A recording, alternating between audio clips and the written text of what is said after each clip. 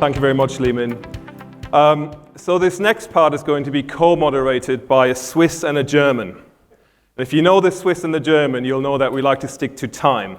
So we'll do our very, very best to make sure that we do the presentations within 10 minutes and we also get back in time for dinner. So this Thursday, the 28th of July, was a very important day. Who knows why it was an important day? Lift your hand if you know why Thursday the 28th was an important day. Well, it was Earth Overshot Day. And Earth Overshot Day is the day in the year when, for the first time in that year, we as a society start to use more resources than the planet can sustain. And that day starts to come earlier and earlier every year. So we're not actually getting better, we are getting worse. And so we need to change something in the way we approach, design, and operate the built environment, and cities in particular. And we think that regenerative design is one of those emerging paradigms that might be able to get us there. It's a hypothesis rather than an emerging solution or an outcome of a scientific investigation. But it's our view that if we get this right, we can find a way for humans and nature to live much more in harmony with each other, in a continuous process of evolution, which very much relates to that quote which Lewis shared earlier from Bruce Mau. It was very, very similar in terms of thinking. So why does this matter? Well, first of all, time is running out. Our current target of 1.5% degree warming is almost out of reach, and we were likely to overshoot that by 2030 already. And cities are the primary driver. They are responsible for 70% of emissions and 75% of energy consumption. So it's important that cities are also the focal point of how we solve and counteract this problem. And finally, urbanization increases pressure all over the place.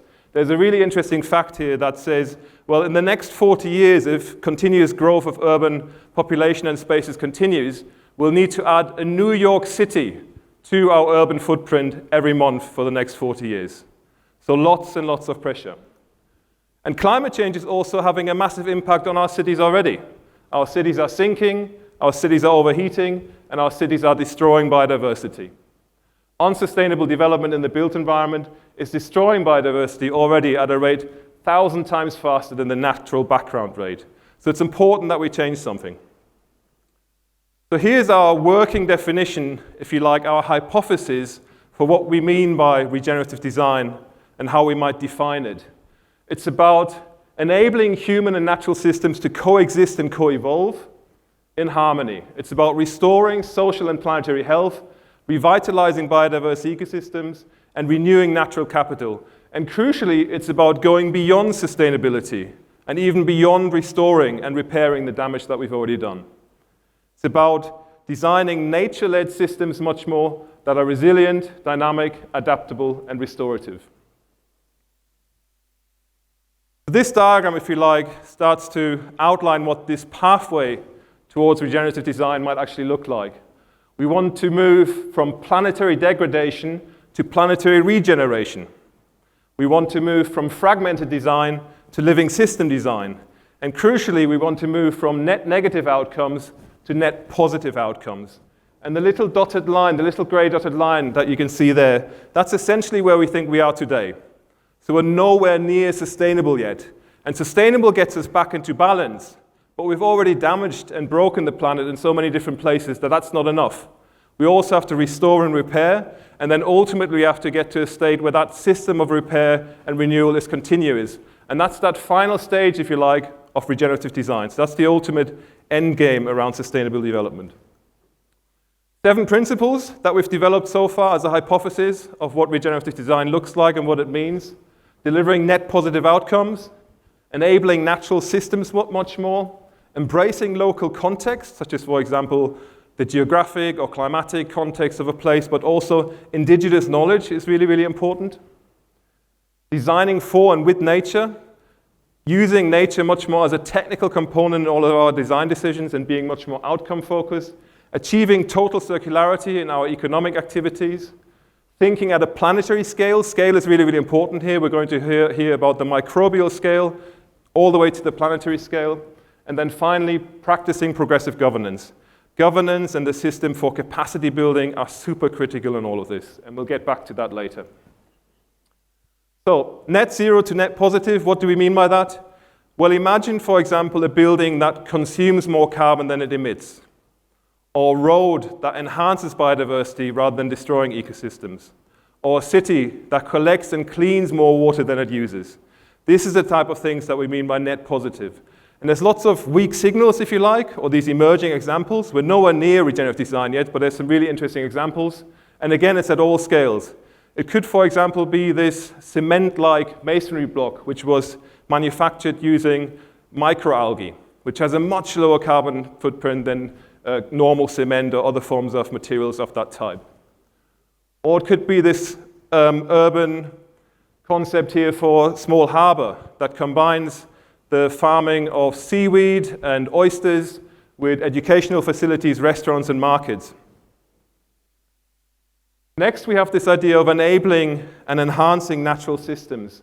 And this is about moving away from this idea of being human-centric all the time to being much more complex ecosystem component and being conscious that we are part of this complex ecosystem and designing accordingly.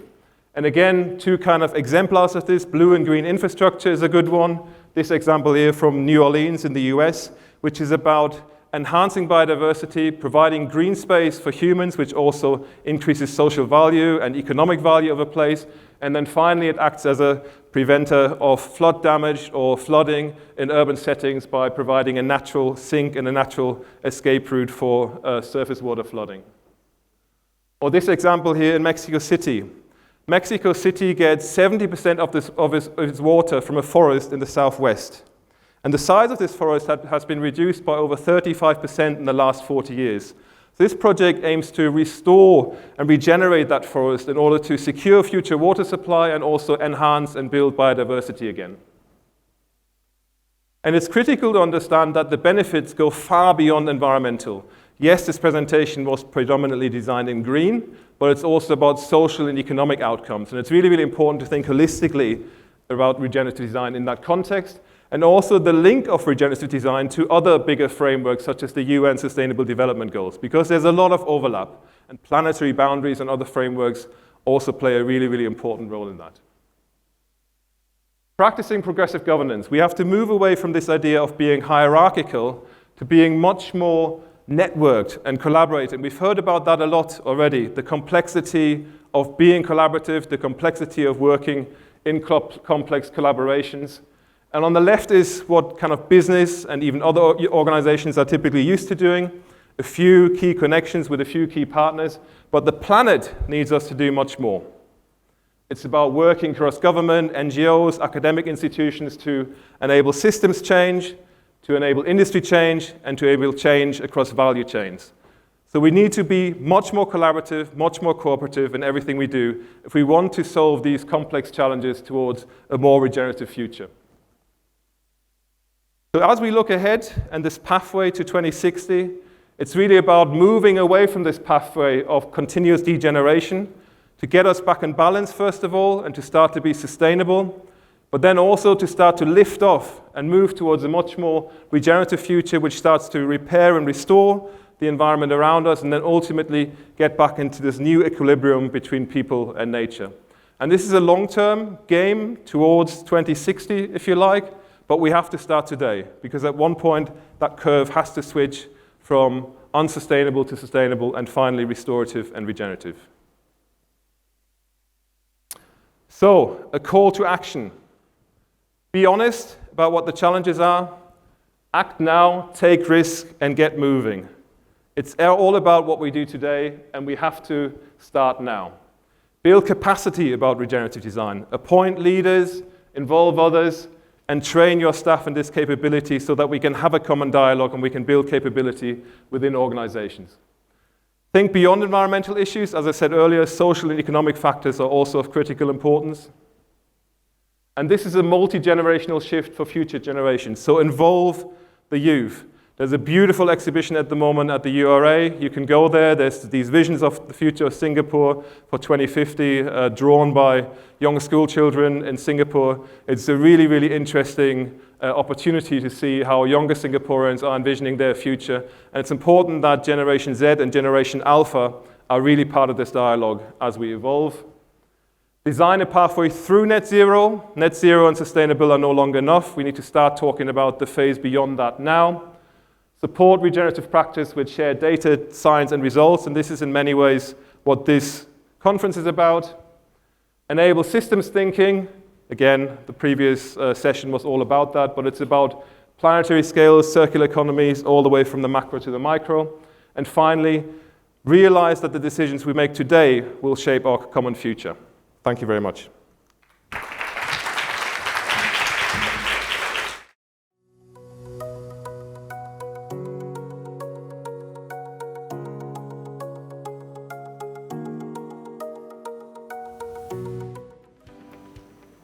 Thank you very much for the introduction.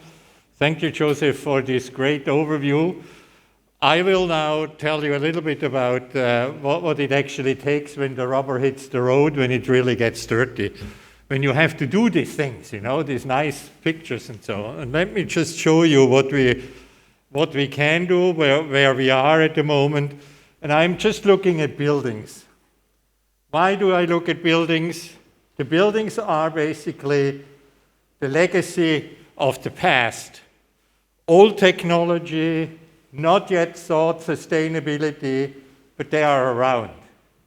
Their life cycles in Europe is about 80 to 100 years. Here in Singapore, when I first arrived here, it was 25 years. In the meantime, we are about by 35 years. The longer we make actually the lifetime, the more difficult it will come that we get to this net zero, because we still have the old technology in place. So, there are actually three ways of doing that. The first one is the adaptation to climate change. We have been hearing that in the first round of the discussion. We have heard of it by Joseph. You will still hear of it. So this is that you actually make the cities that they can be ventilated by the natural air movement. There are greening, shadowing, sponge cities, and we will have a presentation on that. And it is very easy to do in a newly designed. I learned now that we should not plan, so we should design cities, so it's much easier to do so.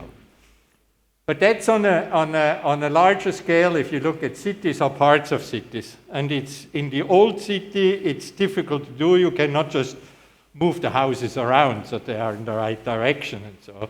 So we have to live with what we have. And about 30 years ago, we started to think about what can we do to actually get us there where we want to be, and do all the first steps to get there. And the first idea was, what do people understand? That was in the mid-90s, carbon. We knew carbon was a problem, but it was not a political issue yet. Energy was a political issue. It is now again, if you look to Europe, it's all over only energy, not carbon anymore. Even the Germans start to use coal-fired plants again. So the energy issue was actually a big thing, and it still is, because this is very closely related. We are still producing more than 90% of the electricity from fossil fuel, so that means in the next 30 years, when we talk about energy, we also talk about carbon. And the good thing about energy is everybody of us knows what a kilowatt hour is. If I tell you, you have to be more efficient and you can have 100 kilowatt hours less per day, you know what to do. If I tell you you have to reduce your carbon output by half a ton, no idea. But the things are interlinked. And the good thing on the energy, you can individualize. You can actually tell the people, you have a certain amount of energy at your disposal at normal prices, and if you use more, it will become tremendously expensive. We have heard that planning and regulation from governments is a good thing, but at the end of the day, it's the people who do make the difference. And if we are not involving the individuals, it will not work. And this was the idea at the time about this 2000 watt society, which started in Switzerland But it was not taken over by countries, but it has been taken over by cities as a tool for the future planning. And I would like to show you now a few examples of it. Here first, just to make sure that we are talking about the same thing. Having 1 kilowatt hour on an annual base use means you are using 1 kilowatt hour every hour during the entire years. It's about 8,700 kilowatt hours for the whole year. It's about 850 liters of gasoline. It's about 2 tons of CO2. 2,000 watt society, which we started at the time, was just the double of it. That means 4 tons of CO2 if all the energy comes from oil. And then below you see actually the CO2 release. The worst is carbon, oil is second worst. Then comes natural gas, everything over 300-400 grams per kilowatt hours. The most efficient are hydro. PV is about in the same, it's a little bit higher. And nuclear still is the most efficient one. So it's in Europe not always politically correct to tell the people that actually nuclear could be important. But in the meantime, just because of the Ukrainian war, Brussels has decided that nuclear is green as well. So actually, I think part of the nuclear comes back also because of the CO2 release. Now here you see what if you have a building to operate on the left side, conventional building, about 20% is embedded in or embodied, whatever. It's the same as the amount of energy you have to put in the construction. About 80% of the energy is for the lifetime. Here in Singapore, it's about 30% to 70%. If you have low energy building, it's almost half-half. And on your right side, I have the graph of NTU for the entire campuses.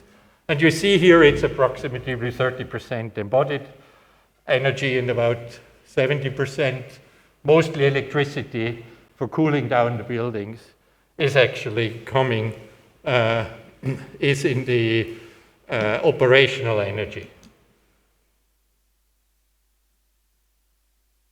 Here are 2 examples. On the left side, a building which was built about 2003, 2004, where we wanted to show that actually you can build a house and a building, an office building, which is highly energy efficient. It has been finished 2005. It is still now the most energy efficient building in the world. Even Siemens in Bogota couldn't actually beat it in the energy, and it's easy in Bogota. It's a little bit more complicated close to Zurich.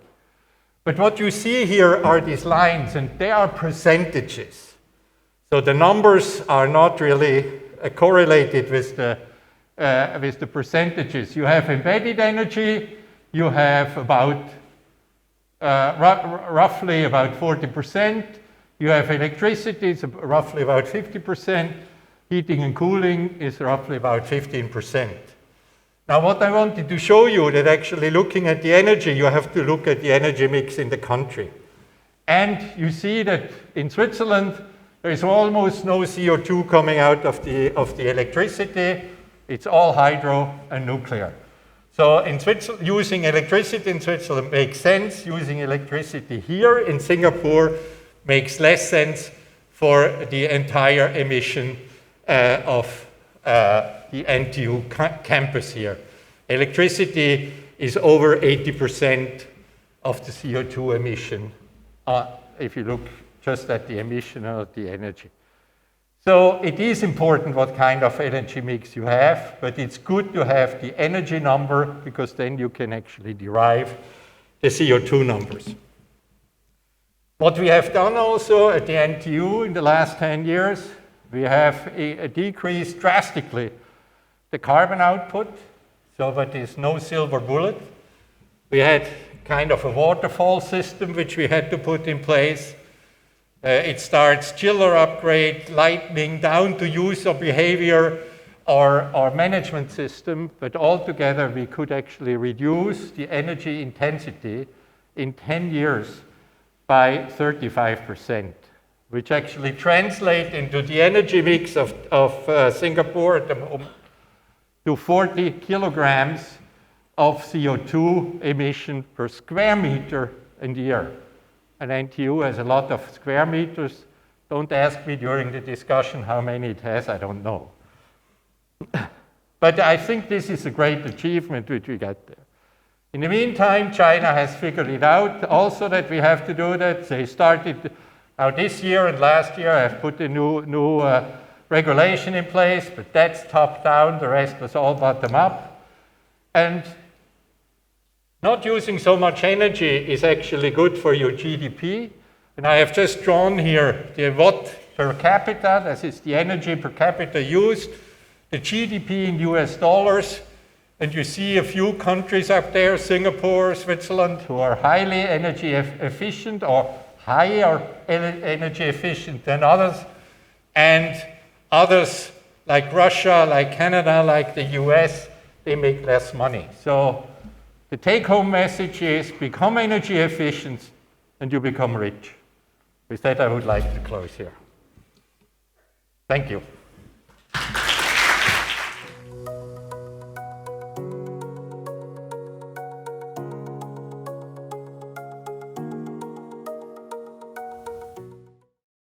I'm Kong Jianyu from Beijing, China. I'm professor at Peking University. Today, I'm going to share with you my research and practice of Spongy City and Spongy Planet, the nature-based solutions and their regenerative performance. The whole world are facing so many challenges: flood, drought, pollution, habitat loss.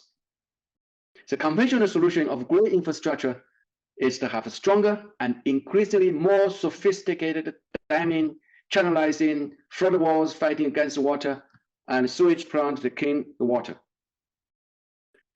Green infrastructure can be necessary to solve urgent individual problems, but it consumes huge amount of concrete and energy, destroys nature and its resiliency, lacks resilience, and often accumulates a higher risk of disaster, breaks the connection between man and nature. The alternative is nature-based ecological infrastructure, which is critical for securing ecosystem services, woven together with grey infrastructure. Water is the key to such ecological infrastructure. A city built on water-centered ecological infrastructure is called a sponge city. Its philosophy is to retain water, slow down water flow, clean water by nature, and to be adaptive to water. Totally opposite to the conventional solution of grey infrastructure. The method is inspired by the ancient wisdom of farming, and the replicable modules can be developed to solve the climate change and other related problems at a massive scale in expensive ways. The traditional wisdom, design engineering module, post-operational test, and create replicable modules, and then use this module to solve the modern ecological problem at a fast scale, such as terracing, ponding, digging and ponding, islanding, and so on, to collect the water at the source, to slow down flow, and to be adaptive to the water at its sink, at the sink of the flow. Now, for over 25 years, we have tested and built over 500 projects in more than 200 cities in China and beyond. Flood adaptation, to embrace flood as natural phenomenon. In China, all urban rivers have been channelized and dammed with concrete flood walls. More than $20 billion is invested to control flooding every year, but about 100 billion is lost every year. So we have to end this kind of never-ending war. The nature-based solution is an alternative. This flood wall, for example, in my own hometown in China's Zhejiang province, Jinhua City, we actually remove the concrete wall and replace it with terraced riverbank, vegetated, and let water to merge with the land. And the terraced riverbank become a park most of the time. and a monsoon flood can take over for only maybe a day or even an hour. So most of the time, this green space, this green ecological infrastructure can be used for daily use for the residents. There's a flood, 100-year flood, a 20-year flood, and there's a dry season. You can see how a resilient landscape, a resilient city can be created. Now, the performance test shows that the flood peak can be reduced by 50 to 60%. So you can imagine how much can be changed if nature-based solutions can be are to be implemented at the national scale, where hundreds and thousands of rivers being channelized and dammed like this image shows. Stormwater regulation is another issue. Over 65% of Chinese cities suffering urban inundation during the monsoon season. So inspired by the ancient wisdom of terracing, ponding, and islanding, we create a green sponge in the middle of the city. In this case, the Sanya city, the square meter, about 1 square kilometer in size. We solve the problem of urban inundation about 10 times as much as a green space area. This is how the rendering show by cut and fill green sponge. In just 3 years, we get the green sponge park built. This is the monsoon season. You can see how people can use it. This is a dry season, and this is when the park get matured, just after 5 years. People use the space, birds, habitat recovered. Even during the pandemic, people walk above the canopy. Now that's the comparison between 2015 and 2021. See how much the city got transformed and the urban inundation problem get solved by very simple nature-based solutions. And at the same time, the urban property value increased dramatically. Water cleansing is another big issue. Over 75% of surface water in China is polluted, and global-wise, 85% of sewage runs to rivers and oceans untreated. We need alternative, affordable, and fast solution. The nature-based solution is the way. By constructing wetland, we can remove the nutrients through the biological process and clean the water. At the same time, recycle the nutrient and turn the nutrient into biomass. Now, this is an example in Shanghai's Huangpu River, the Houtang Park.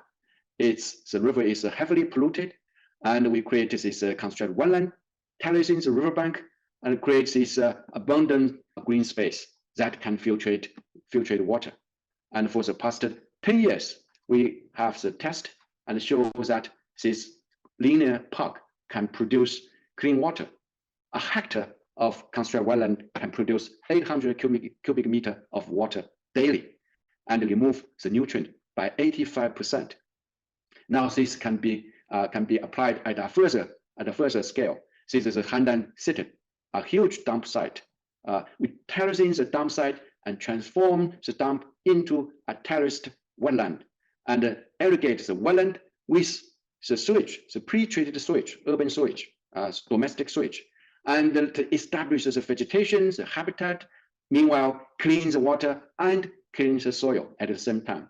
Now this is a site, this how the site gets transformed and how different kind of wetland is constructed and function as a cleansing and as a living system to clean the water and the soil, of course.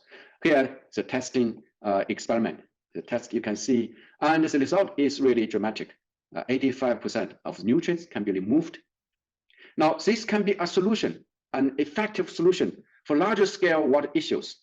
Here is the Bohai Sea, 700 square kilometer in size, is seriously contaminated by urban farming and urban runoff, virtually polluted with nutrients, abundance of nutrients. So we created a sponge around the coastal line by creating porous landscape, cut and fill, very simple and inexpensive technique, and create this sponge to establish a vegetation habitat and clean the water. Now we are talking about healing the whole city and the whole planet through regenerating ecological infrastructure. It's not just a piece of land, a piece of park. It's about a whole ecosystem. It's about a whole infrastructure. This is a case in High Coast Meise River, a river about 20 kilometers in length. It is heavily polluted, hardscape, concrete, great infrastructure, but suffering every year, suffering urban inundation and pollution, and certainly very ugly. Now, the nature-based solution is used to remove the concrete, terracing the riverbank, creating a constructed wetland system to clean the urban runoff, and even the domestic sewage uses green infrastructure. Here, how the construction undergoing, and here how this constructed wetland system get established. So the whole river system get transformed into an ecological infrastructure that can clean water and recover, regenerating the habitat. 85% of the nutrients can be removed by the whole river system. You can see here, and the habitat get recovered in the city, in the center of the city, and become a beautiful public space. So more than ever, we have to think the way we build our cities, and the way we treated water and nature, and even the way we define civilization. By protecting and regenerating the ecological infrastructure, we are able to secure and make wise use of nature's services for the benefit of the planet and the welfare of the people. Thank you.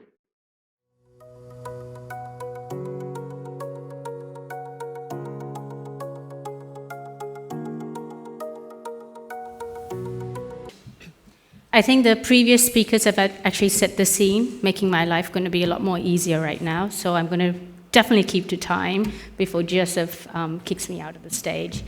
So what I'm going to do is I'm actually going to hone down into what are the strategies that we apply at Rumble, especially around coastal protection for flood resilience. What are the design excellence that we take through for blue-green infrastructure?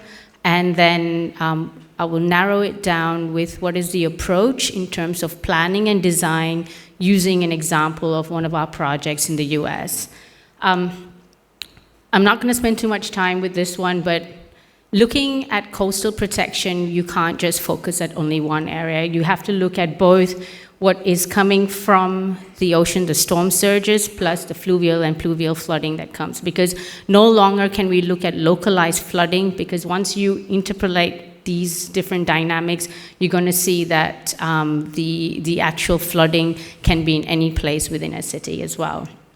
So to build water resilience, we do need to look at from a catchment to coast approach. You cannot look at it at tandem. So in terms of your planning that you do around this, it is related to looking at the integrated approaches for water management from inland and also from the coast as well. So then you can adapt to that with the right measures and the infrastructure that you want to put in place.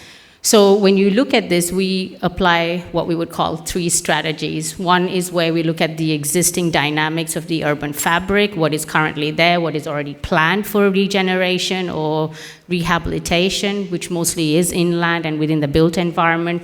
And then we go into how do we create new lands and new developments, especially when you're in coastal areas with reclaimed land. And then, of course, how are you going to change that coastal fabric around, so instead of looking at just seawalls, how do you bring in the hybrid infrastructure as well? So if you look at transformation, we look at what's existing within the parks at level, we look at what we can do with the new reclaimed land, and then move forward with those strategies.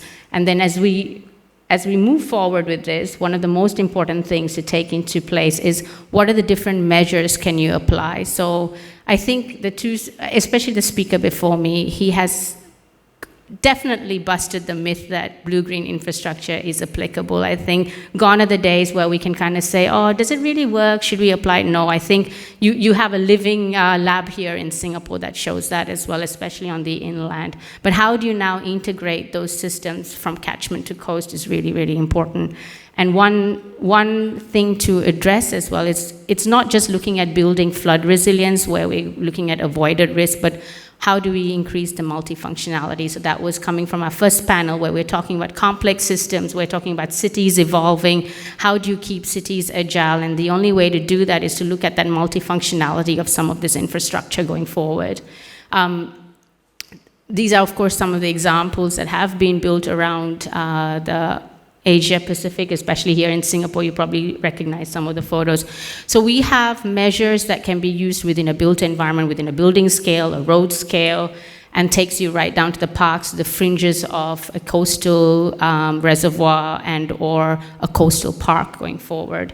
So if you look at some of the options in design, you look at a tandem of different measures that work in a network, and that's what you plug and play to be able to see what's going to build your resilience over time, plus also what's going to provide you with the multiple benefits that you want society, economy, and environment to have in a particular city. So if you look at, we've just taken the east coast of Singapore and the Reservoir Ridge. These are typical measures you could see that could be applied in tandem right from inland to the coast as well, which you allow for people to also interact, to work, and also enhance mobility within that area. So one of the things that these kind of measures enable you to do is it doesn't shut you off from a coast, it doesn't shut you off from a particular area. It allows for that agility to be able to move during different peaks of also rainfall as well. So if we move forward for some of these coastal protection and the cross sections that you will look at, typically we are looking at measures such as mangroves. So why would mangroves be really viable, one could ask as well. Apart from creating biodiversity and regenerating some of our coastal areas, it's also a prime area of livelihood for a lot of communities, perhaps outside or in our neighboring countries as well. So it's an area where we want to explore, not only in terms of building back better, but also looking at opportunities to restore some of these lost ecosystems. Again, then design can be implemented to whether you're trying to protect the shoreline from erosion, and or are you trying to enhance biodiversity within these shorelines? So these are the different types of designs that you could have within a living shoreline as well for mangroves. Typically what we have seen is, the building of seawalls, big dikes, but what we're trying to say here is not one can exist on its own. It's how do we actually bring both together? Because in some areas you would need to have a tandem of both, but how do you make that integrated as well?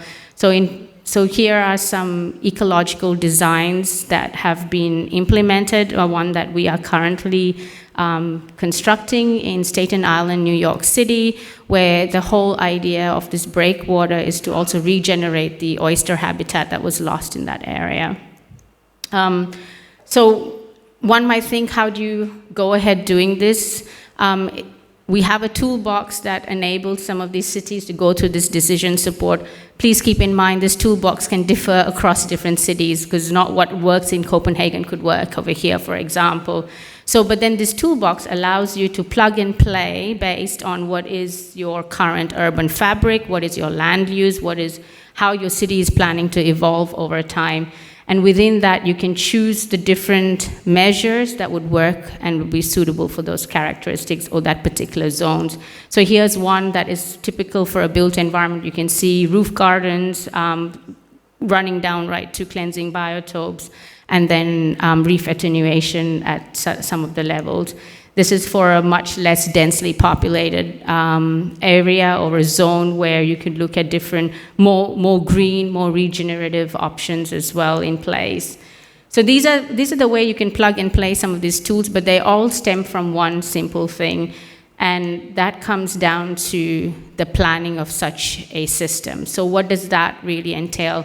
We did a study for Buzzard Point in Washington, D.C., the Department of Environment, where we looked at predominantly what they had already planned and visioned for it, but then basically did a detailed, comprehensive modeling of what the hydraulic risks were going to be, followed by what would be also some of the measures that could be adopted going forward based on their vision.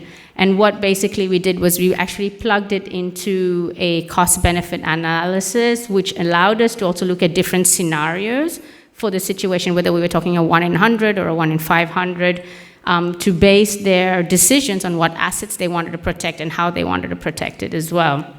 So some of the costs and benefits which we looked was not just the avoided risk, but what were the multiple benefits. So we came up with 2 strategies of recommendations of measures for them to be able to do this. So when a do-nothing scenario, you could see the different levels of risks, and then when you start plugging in the cost-benefit analysis, you could actually look at the different options, and obviously the strategy 2, which had a lot of added value, came out the most viable option for them to implement and design as well. So going forward, these were some of the results, but what was actually quite innovative with this plan is we came up with an approach together with the Department of Environment to do this in a phased approach, because again, we need agility, we need to take into consideration of the unknowns and the evolving. So we narrowed down to where some of the hot spots were, where we needed to remediate right now, and then move towards a more tandem way of applying these measures that was detailed in a plan, to be able to then go through some of these options for building adaptive measures for Buzzard Point. Thank you.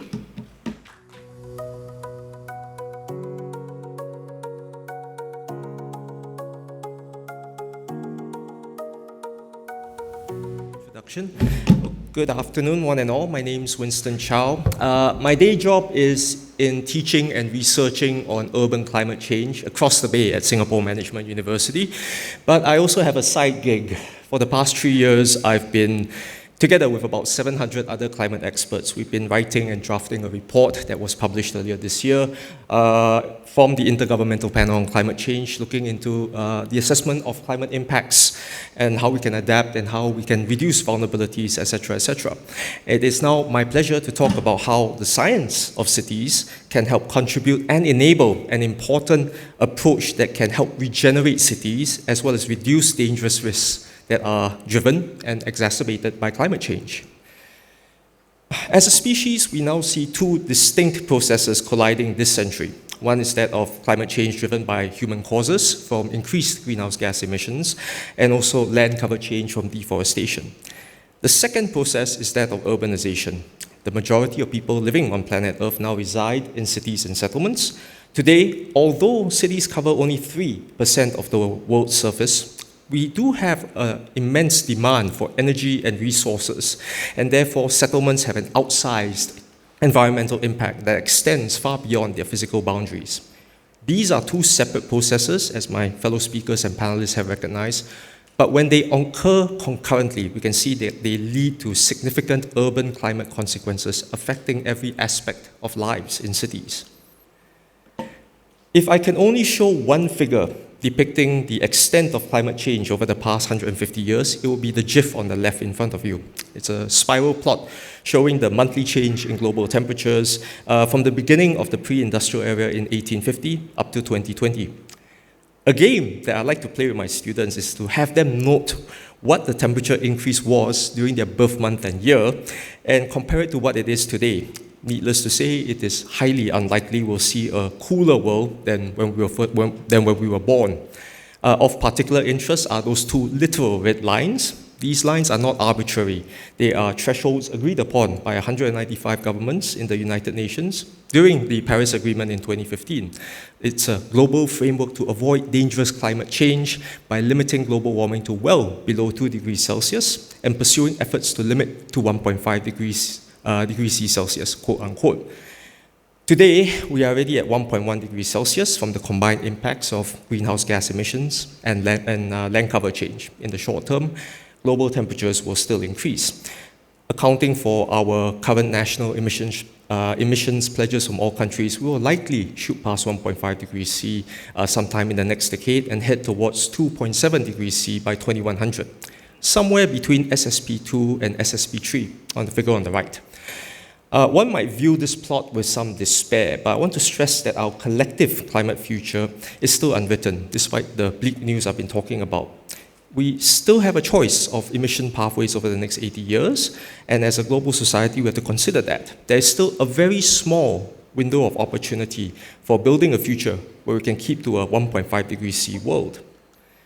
That's the climate story. The urban story is now up next. we've seen rapid urbanization since 1950. We know that the biggest cities in the world today have moved away from North America towards the global south, in South America, Africa, and Asia. In 2007, half of humanity lived in urban areas as opposed to rural areas. Currently, 4.4 billion of us, 57% of the world, now live in settlements. And by 2050, it'll be 70% of the world.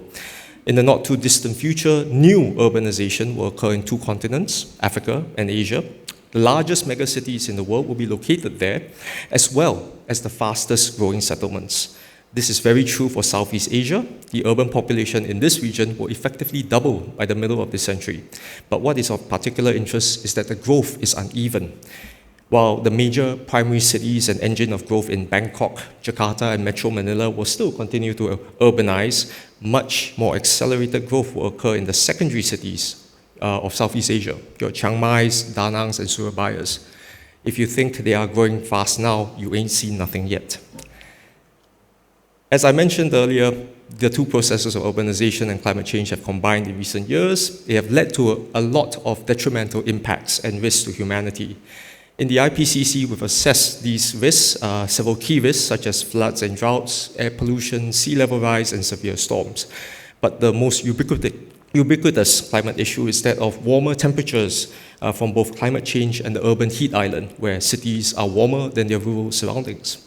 Outside this ballroom, if you head to the poster exhibition area, you'll see that a lot of research, including stuff that I'm leading in the Cooling Singapore project, deals with these warmer temperatures in cities. And why is that so? Because the consequences of local urban warmth is greater exposure to conditions where combined heat and humidity significantly increases heat-related injuries. That figure shows that cities located across the tropical and subtropical belt, including in Southeast Asia, will have many more days compared to now in a 2°C world, where heat exposure leads to fatal consequences without any adaptation or preventive measures. Who's most at risk at this? Those who are physiologically predisposed to heat vulnerability, such as the elderly and the very young, people who work in the construction sector, in the building sector especially, and the disabled are much more vulnerable. We've also assessed in the IPCC, it's not just the physical health of humans in cities that are at risk to extreme heat. Prolonged heat conditions can also cascade into the health infrastructure of cities. How would strained medical facilities in a normal city cope with more vulnerable populations demanding medical care, while they are also at risk from power outages and blackouts as the grid struggles to handle higher air conditioning demand from other sectors in the city? We've seen this story happen before in Chicago in 1995, most of Western Europe in 2003, and recent weeks across most of the Northern Hemisphere. I've gone into a lot of detail for one climate risk, but you can read the others if you have time in our 3,700-page report at your own leisure. But more importantly, in our IPCC assessment, what climate action can cities take to reduce all these risks in the most efficient and effective manner, while also encouraging regeneration and development? It sounds impossible, but there is a viable path forward that is both science-based and policy-relevant. We acknowledge that time is short and therefore urgency is critical, but we can still reach the Paris climate targets through a path that does four things simultaneously. One is ambitious reductions in greenhouse gas emissions. Second is that we reduce climate risk by utilizing approaches adapting to a warmer climate. Third is by reducing and halting biodiversity loss on this planet from deforestation. And lastly, by improving people's well-being, such as by reducing poverty and hunger, improving health and livelihoods, and providing more people with clean energy and water, all in accordance with the United Nations Sustainable Development Goals. This integrative approach towards reducing long-term climate risk and regenerating cities is what the IPCC terms as climate resilient development. So how can policymakers in cities apply this science-based climate resilient development to cities? In our IPCC report, Chapter 6, we assess the science of 21 different adaptation approaches that can enable climate resilient development. We've noticed, as Prof. Lee pointed out before, there's a disproportionate focus on grey or physical infrastructure, but we've also noted that approaches utilizing nature-based solutions, as well as planning and social policies, such as enhanced social safety nets for the climate vulnerable, and relocation of people from early warning systems of heat waves, these are assessed to also have strong, if not stronger, potential to enable climate resilient development. In the figure, the larger the circle, the stronger the contribution. The point is that the adaptation potential for these two climate resilient development approaches should be considered in conjunction with existing grey infrastructure options. Now, what are the science-based principles underpinning climate resilient development in cities? I will point to 4.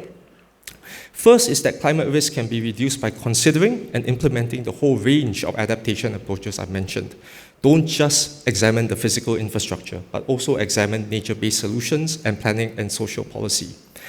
For example, green buildings or new green standards for new or retrofitted buildings, planning for land protection from sea level rise and other climate hazards will work in reducing risk. Second, while new technologies like carbon capture and storage can reduce greenhouse gas emissions, it's also important to examine the science and social science approaches to reduce demand-side or carbon-intensive behavior significantly. Singapore's transportation sector contributes between 12 to 20% of greenhouse gas emissions. A policy shift towards deploying electric vehicles, charging infrastructure for private use, as well as encouraging public transport and car-light policies can reduce emissions from this sector in line with Singapore's Paris commitments. Third, improve the livelihoods of urban residents not just by ad hoc or post-hoc decision-making, but by inclusive long-term partnerships, which the IPCC has assessed to be very effective for sustainable development. Green employment transitions for new carbon capture and storage can ensure that, or renewable energy technologies can ensure people previously trained in older fossil fuel intensive industries can be retrained and reskilled to work with new technologies. They can transition together with the rest of society towards, in a green economy and not get left behind. And lastly, look out for co-benefits across adaptation options that enhance both mitigation and sustainable development. Be a multitasker, not a linear thinker. To this end, I think Peter talked a lot about the importance of water-sensitive urban design in Bishan, Ang Mo Kio Park, and that's a great example of that sort of multitasking thinking. The bottom line is integrative, inclusive planning works for climate resilient development for regenerative cities. I'll conclude by saying that these aren't just words on a fancy PowerPoint slide. There are 2 concrete examples. One is on Semarang, which we've included as a case study in our chapter of the IPCC report, where strong interaction between different local and international stakeholders led to a successful outcome of coastal protection and resilient development using mangroves, for instance. The other example, in case you haven't noticed, I've used the Jedi mind trick and pointed out how examples from the Singapore Green Plan have aligned with these 4 science-based approaches towards climate resilient development. More details, I guess, I can invite everyone to take a look at the Singapore Pavilion, as well as some of the stuff that we're doing at the SMU Pavilion next to it. Right, I've gone slightly over time. Thank you very much for listening, and I look forward to questions during the panel.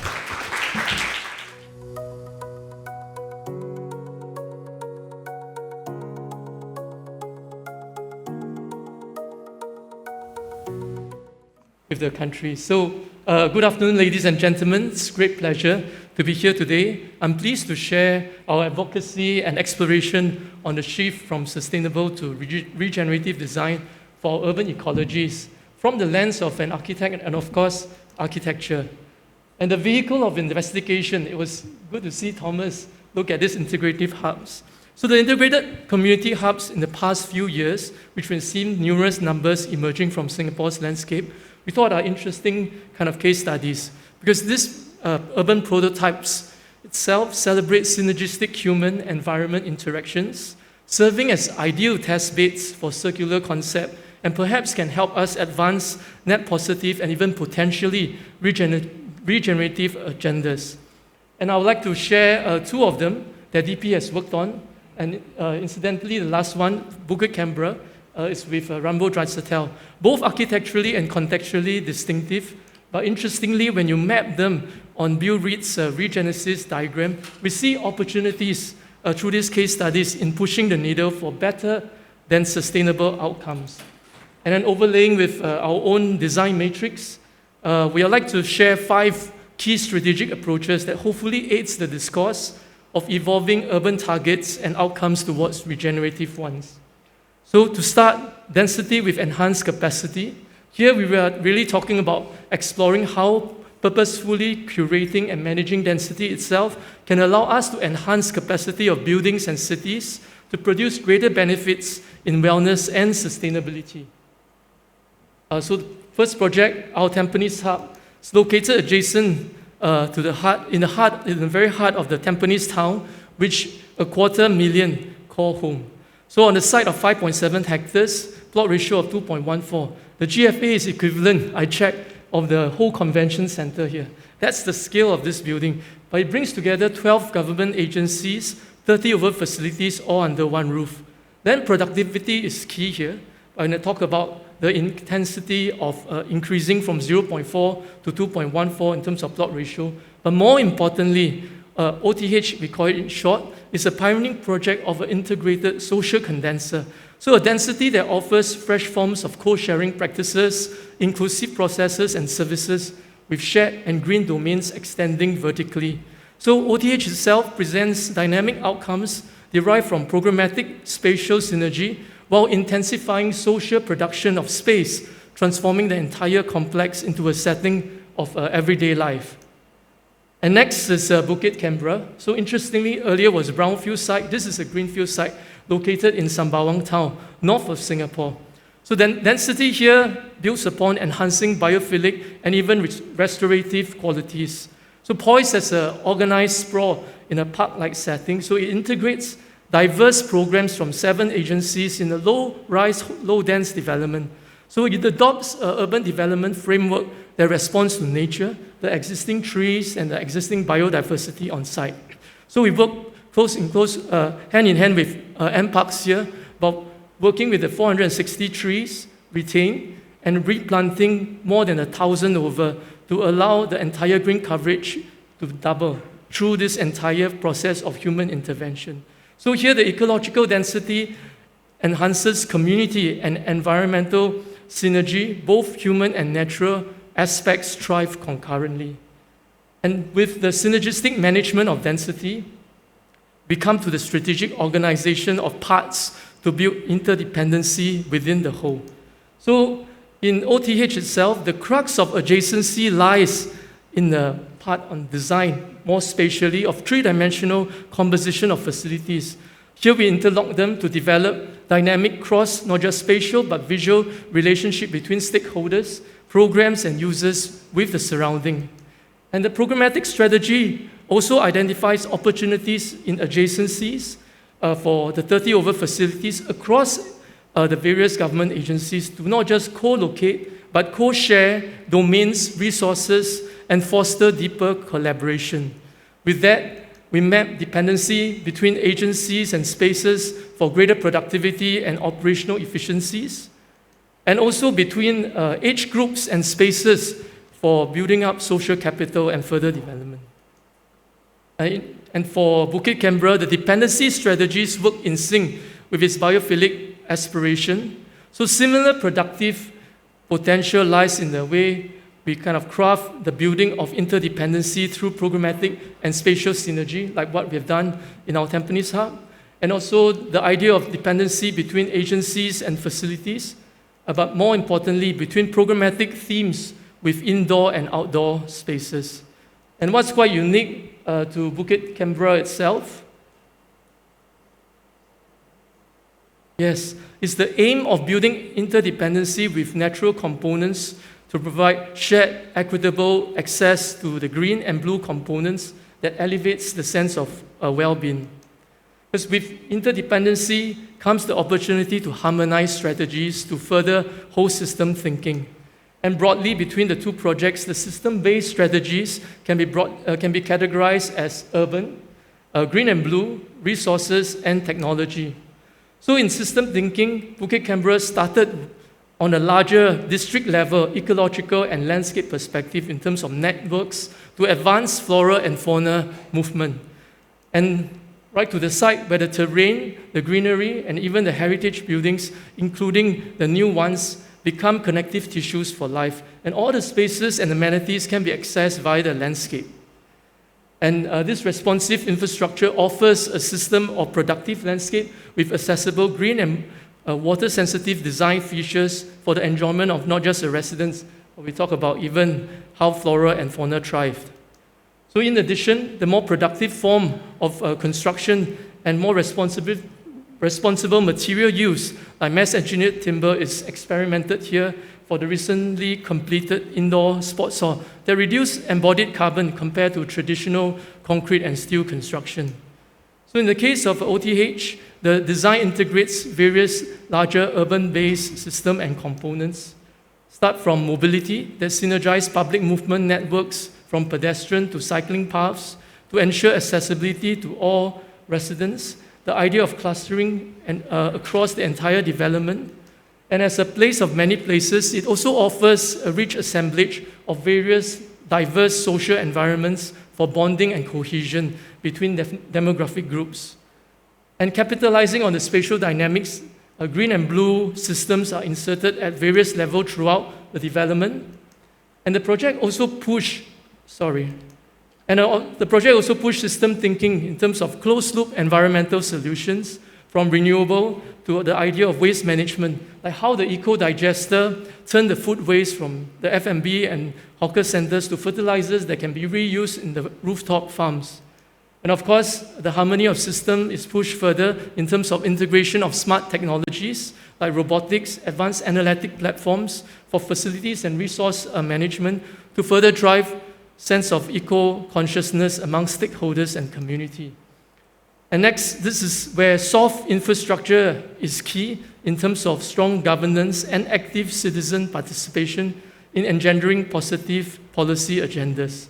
So the whole idea of whole of government to start breaks traditional silos between agencies and drive a concerted management structure. And in OTH itself, it adds value through 30% increase in terms of efficiency of soft services, and it also introduce new and shared KPIs that promote or encourage many of the stakeholders to work closer together. So, and we know governance must be participatory too, and that's where community stewardship and the idea of placemaking and more importantly, placekeeping comes into mind. So in the case of Bukit Canberra, not just the residents, the grassroots, but even like heritage groups are engaged to realize the shared aspirations. And I think this is even more intensive in the case of our Tampines hub in form and scale. Close to 250,000 of the residents are co-creator. The footfall itself is like a mini airport. Just now we were just talking about 17 million per year. And then with very highly diverse groups of users, it speaks much about the level of participation and inclusivity. So this whole of government plus the whole of community itself becomes an effective and long-term kind of strategy in terms of looking at not just placemaking, placekeeping, but really place-loving, all right? Of course, last but not least, more for provocation in terms of approach is the potentiality for us to rethink and evolve our city, not about city in nature, but city as second nature. So in case of OTH or some of this key development, it's the idea of bringing people, programs, places in closed-loop system. And the capacity can be scaled up volumetrically and even district level to allow us to enhance goals of livability, wellness, and of course carbon negativity. And in Bukit Canberra, just to share, this whole idea is pushing to restorative relationship between nature and built form. And that diagram that is showing in the center was what we had for the competition when the project first started, about the aspiration in terms of when year X comes.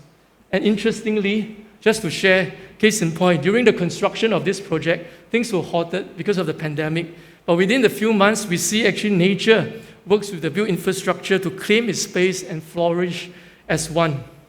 So in closing, the integrated community hubs can be seen as microcosm of the cities, and the strategies that are shared speaks of the importance of synthesis in design, structure to system, policies, and participatory, much needed in our pursuit of regenerative design.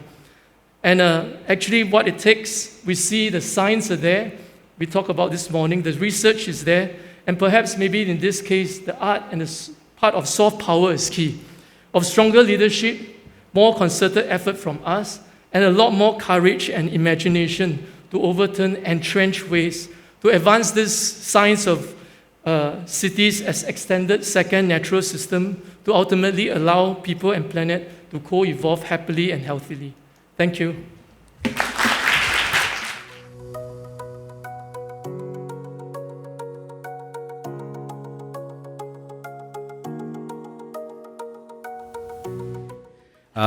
It's a very different science that I'm going to talk about. I think everyone's been talking a lot about the macro world, which is essentially about how to build, how complex the living systems are. Everything that we do is about our human beings and how we are going to be existing and surviving in this world.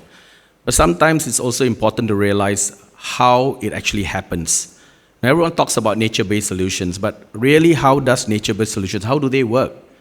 Do they just, we put trees and plants and everything works magically? Actually, it's not true. It doesn't work that way. There's another ecosystem that works that actually makes everything right for us, and I think it's important for us to understand this ecosystem and take advantage of it and make sure that it doesn't degrade or become invisible to us as well. So today I'm going to talk a little bit about the role of microbes in regenerative cities. So regeneration is the ability for a cell, tissue, or organism to recover from damage. It can be also used to describe the ability of an ecosystem, specifically the environment and its living population, to renew and recover from damage. You know, all us human beings are actually primordial. We have primordial instincts to survive. Every cell, every plant, every living system has got a primordial instinct to survive. And I think it's important for us to understand that if we can actually understand the world of microbes, which regenerates every living organism, good and bad, that exists in this planet. And every time we talk about science, we talk about macro, always talking about energy, all the other stuff that we talk about that we can see, that we actually listen and understand, the 5 senses. But there's another world that's down there, right, that we don't talk about. So when it's overlooked, there becomes a lot of other issues as well. So one of the issues that I have, I'm by training a botanist, but my day job is a gardener and a farmer, right? But I do a lot of research as well. I've been doing this for more than 40 years, and I've been developing nature-based solutions all my life. And I think I speak passionately about what I do because I believe in what I do. And it's a lot to do to understand what the urban greening systems are all about. And many a times when we start developing urban greening solutions, we take the city, everything out. The greenery is taken out, and we try and put it back in. But it takes a long time for it to get commissioned again, to find that opportunity for the soils to regenerate. But we use a lot of soils which are not right as well. So every time we do this, this becomes a problem. So even if you were to tell me, right, you're going to green up Singapore with 20 million trees, but out of that 20 million trees, if 10 million die because they are not put in the right place, it's not going to survive because you're using too much fertilizer, too much chemicals, and many other issues that you are facing, right? That's not going to help the environment and the ecology as well. So artificially created landscapes do not have the biocapacity to nourish the microbiomes created by the use of degraded soils, reused within the built environment. We have to use technology to actually counter these imbalances.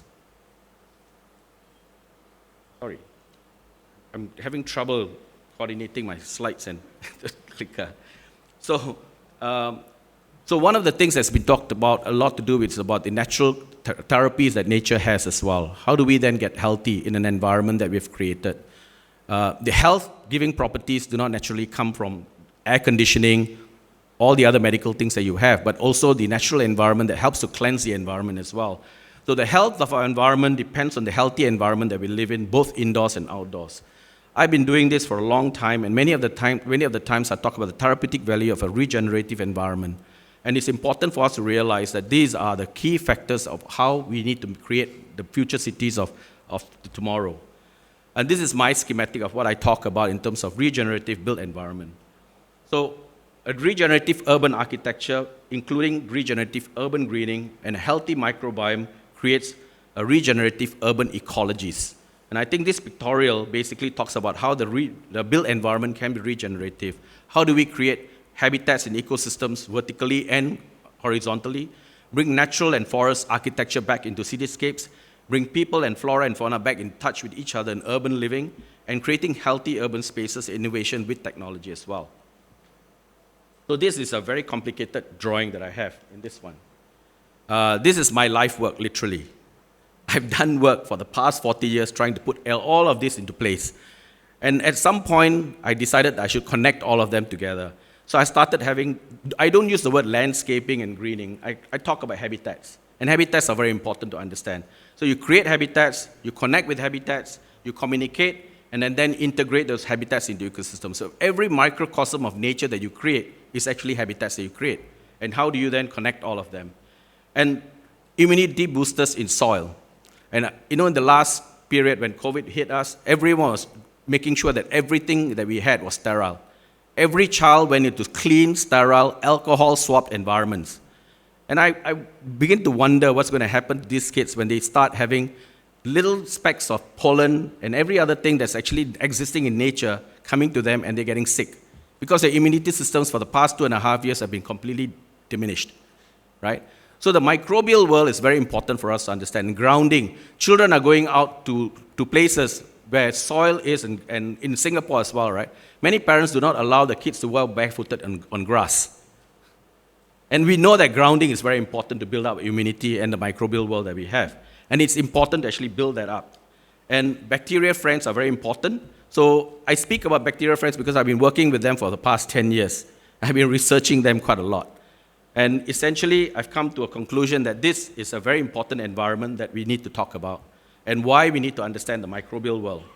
So understanding the microbial world, I use a terminology that's very comfortable with me. Everyone talks about AI, which is artificial intelligence. I decided that I evolved a new word, my word called green intelligence, to understand this microbial world. And I'm sure many of you know that there's a microbial world that's existing in the ground, in the soils, that's been existing for millions of years. And this microbial world that exists communicates with each other through a mycelial network. And we all know about the WWW, World Wide Web.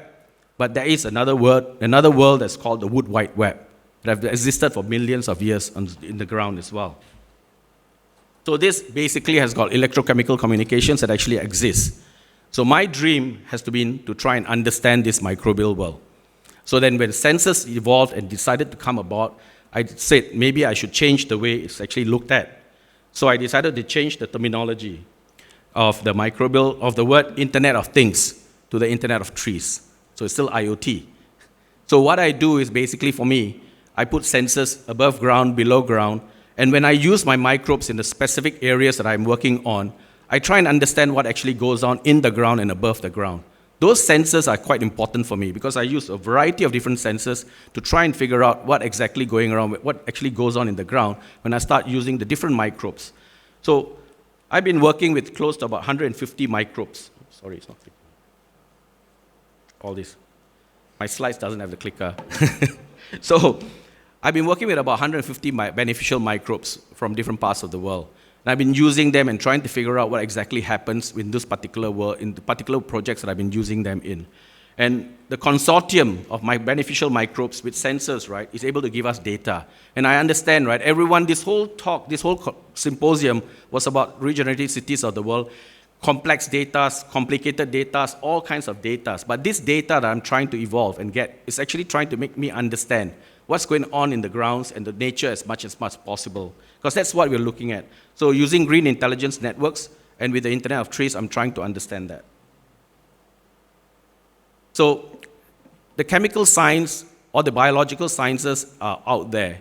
So as I evolve and we try and make sense of all this different data that's coming through, right, I hope we can make some sense of how we integrate all this different data into the cities that we build of the future. It's not just saying that we're going to put trees and plants is going to work.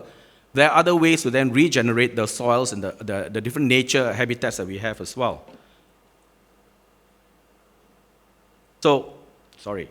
Yeah, this is something that's also about the different sensors that we've been using. But I think it's gone beyond this. We are trying to use microsensors, biosensors, plus also environmental electromechanical systems as well to understand what sort of exudate that comes out of it, the secondary metabolites, the enzymes, and many other functions that the microbes form to better understand what they do and how they work. So my view of regenerative cities is essentially this. We spoke about all the different elements that are actually out there, the forest, the climate change, air, soil, but evolving into an ecology that actually makes us healthier and happier as well, and it's completely regenerative and perpetual as well. So I think we have to start looking at how we evolve. This picture with all these plants and trees is not Singapore. Yeah, everyone wants, actually every other city is talking about wanting to do this. Everyone wants to have greenery everywhere. But to achieve this and to make sure that it's sustainable and it's going to make sure that it's going to be there forever is what the challenge is. Because technology and science doesn't simply work and make nature come back again. It doesn't do that. We have to encourage all the other elements that actually allow nature to exist and coexist with us is what we need to. And that science has to evolve a lot more than what it is now. So the gift of nature has been given to us and it's been handed to us. And I think as the stewards, custodians and stewards of this, we have to ensure that this carries on forever. The sciences are complex, yes. But I think the simplicity of nature has to be understood, and what we should do is to then really embrace it as much as possible. So I'll leave you with this. One of the conditions of happiness is that the link between man and nature shall never be broken. Thank you.